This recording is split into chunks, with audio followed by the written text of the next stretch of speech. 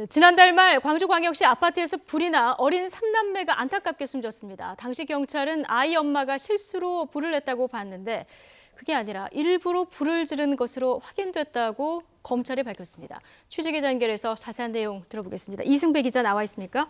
네, 전국부입니다. 네, 사실상 경찰 수사가 완전히 뒤집힌 건데요. 이거 어떻게 된 겁니까?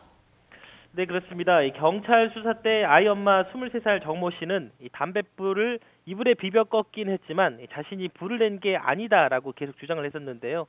경찰도 방화 혐의 가능성도 열어놓고 조사를 했지만 확실한 증거를 찾지 못해서 실수로 불이 난 것으로 마무리를 했습니다.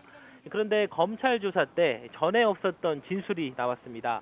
엄마 정 씨가 자녀들과 자살할 생각에 불을 바로 끄지 않고 내버려뒀다고 말했다는 겁니다. 작은 방 바깥에서 담배를 피운 뒤에 이불 위에다 담뱃불을 올려둔 채 라이터로 불 붙이는 장난을 했고 작은 방에서 휴대전화를 하던 중에 불이 났다고 진술을 했습니다. 게다가 정 씨는 불이 너무 번져서 출입문으로 피하지 못했다라고 줄곧 주장을 했었는데요. 하지만 검찰은 입고 있던 스타킹에 타거나 그을린 자국도 없다면서 그 정도로 출입문이 불타지 않았다고 판단을 했다고 밝혔습니다. 정 씨가 양육비 부담에 생활도 어려웠지만 빚독촉에도 시달렸던 것으로 조사가 됐습니다. 검찰 조사 결과 생활비를 마련한다며 인터넷 물품 사기 범행을 저질렀고 밤새 환급해달라는 독촉을 받고 있었다는 것입니다.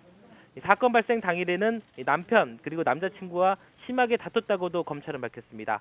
이런 여러 내용 등을 종합해 볼 때 엄마 정 씨가 방화를 결심한 것으로 판단된다고 검찰은 결론 냈습니다. 이에 따라 검찰은 정 씨에 대해 현주 건조물 방화 치사 혐의를 적용을 했습니다. 그러니까 실수가 아니라 일부러 불을 내서 자신의 4살과 2살 아들, 1살 딸을 숨지게 한 혐의를 적용을 했고요. 재판에 넘겼습니다. 지금까지 전국부에서 YTN 이승배입니다.